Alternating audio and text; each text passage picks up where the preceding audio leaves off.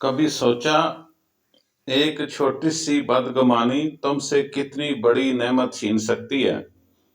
کیا تم یقین کرو گے ایک فقیر کی دعا نے ایک تاجر کی تقدیر بدل دی؟ بالکل، یہ ایک نہایت ایمان افروز واقعہ ہے جسے اگر دل کی گہرائی سے لکھا جائے تو یہ نہ صرف بدگمانی کا انجام دکھاتا ہے بلکہ اللہ کی قدرت اور بندوں پر اس کے خاص فضل کا بھی احساس دلاتا ہے۔ اللہ تعالیٰ ہمیں بدگمانی سے بچنے کی توفیق عطا فرمائے۔ بدگمانی کا نقصان ایک سبق آموز حقیقت آپ کے سامنے بیان کی جا رہی ہے۔ ایک بار کا ذکر ہے، ایک مالدار تاجر مسجد میں بیٹھا ہوا تھا۔ قریب ہی ایک غریب فقیر دعا میں مصروف تھا۔ اس کے ہونٹ لرز رہے تھے اور آنکھوں میں امید کی روشنی جھلک رہی تھی۔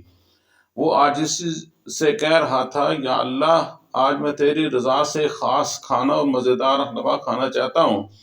تاجر یہ الفاظ سنے تو دل میں بدگمانی نے سر اٹھایا۔ وہ بولا، یہ مجھ سے کہنے کے بجائے دعا کی آڑ میں مجھے سنا رہا ہے تاکہ میں ترس کھا کر اسے کھانا کھلا دوں۔ نہیں، میں تو ہرگز ایسا نہیں کروں گا۔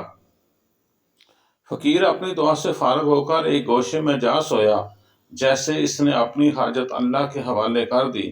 کچھ ہی دیر گزری تھی کہ ایک شخص ہاتھ میں کھانے کی تھیلی لیے مسجد میں داخل ہوا۔ وہ سیدھا فقیر کے پاس گیا، ادب سے اسے جگایا اور بولا، اٹھو، اللہ نے تمہاری دعا قبول کر لی ہے، یہ لو کھانا۔ فقیر نے شکر کے آنسو کے ساتھ کچھ کھایا اور باقی کھانا واپس کر دیا۔ تاجر حیرت سے دیکھ رہا تھا، وہی کھانا، وہی حلوہ، وہی جن کی فقیر نے دعا مانگی تھی۔ تاجر اپنی حیرانی پر قابو نہ پا سکا۔ کیا تم اس فقیر کو جانتے ہو؟ آدمی بولا، قسم خدا کی، میں تو اسے پہچانتا تک نہیں۔ میں ایک مزدور ہوں، میری بیوی اور بیٹی ایک سال سے انہی کھانوں کی خواہش کر رہی تھیں، مگر فاقوں نے ہمیں مجبور رکھا۔ آج مزدوری میں اللہ نے مجھے ایک مسقال سونا دیا۔ میں نے سوچا چلو آج گھر میں خوشی کا دن منائیں۔ میں نے کھانا تیار کرنے کے لیے سب چیزیں خریدی اور بیوی کو پکانے کو کہا۔ خود تھکاوٹ سے تھوڑی دیر کے لیے سو گیا۔ نیند میں کیا دیکھتا ہوں کہ میرے خواب میں حضور صلی اللہ علیہ وسلم تشریف لاتے ہیں۔ آپ نے فرمایا، تمہارے علاقے میں اللہ کا ایک ولی آیا، وہ مسجد میں مقیم ہے۔ جن کھانوں کی تمہاری بیوی بیٹی خواہش رکھتی ہے، انہی کھانوں کی تمہارے علاقے کے اس ولی نے بھی دعا مانگی ہے۔ یہ کھانا پہلے اس کے پاس لے جاؤ، وہ اپنی خواہش کے مطابق کھا کر باقی واپس کر دے گا۔ اللہ تمہارے لیے اس میں برکت ڈالے گا اور میں تمہیں جنت کی ضمانت دیتا ہوں۔ وہ فوراً بیدار ہوا، حکم کی تعمیل کی اور جو کچھ خواب میں دیکھا وہ سب حقیقت میں آپ کے سامنے پورے ہو گیا۔ یہ سن کر تاجر کے چہرے پر ندامت چھا گئی۔ اس نے کہا، بھائی، تم نے اس کھانے پر کتنا خرچ کیا تھا؟ مزدور نے جواب دیا، 1 مسقال سونا۔ تاجر بولا، میں تمہیں 10 مسقال سونا دیتا ہوں، بس مجھے اس نیکی میں ذرا سا شریک کر لو۔ مزدور نے انکار کر دیا۔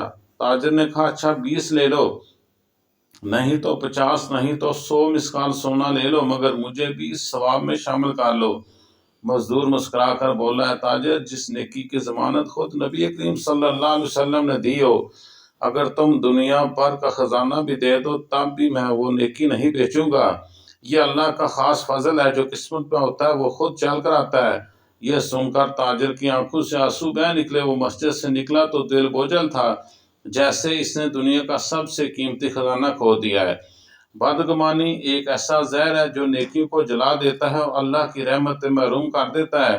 اس لیے کسی کو دل پر شک نہ کرو، کیونکہ جہاں تم گمان کرتے ہو وہاں اللہ کی تقدیر پہلے لکھی ہوئی ہوتی ہے۔